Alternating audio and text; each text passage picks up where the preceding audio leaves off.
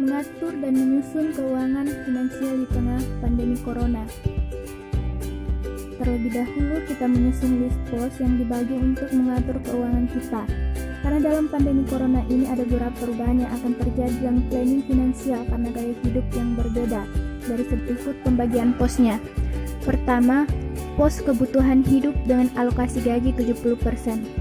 Pada pos ini berisi alokasi dana yang dikeluarkan, biaya hidup plus cicilan, transportasi, kesehatan, beli bahan pencegahan virus seperti hand sanitizer, masker dan antiseptik, belanja bulanan dan pastinya kuota khusus mahasiswa yang belajar daring.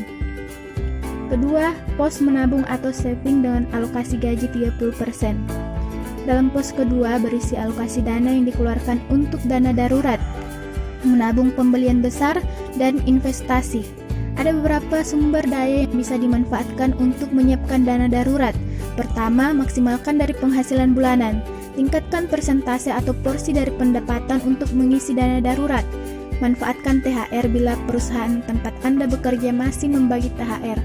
Contoh, jika sebelumnya Anda menyisihkan 5% sampai 10% dari pendapatan untuk dana darurat, kali ini sisihkan 30% sampai 40% dari penghasilan untuk dana darurat. Pembagian dana dalam kondisi darurat seperti ini. Yang pertama, hitung ulang semua kebutuhan kita sehingga bisa mendapatkan gambaran total pengeluaran. Yang kedua, hitung ulang semua pemasukan dan perhitungan apakah masih bisa untuk mencukupi kebutuhan. Yang ketiga, buat list skala prioritas kebutuhan yang sangat penting dan harus dipenuhi, menuangkannya dalam bentuk laporan arus kas seperti list pemasukan dan pengeluaran.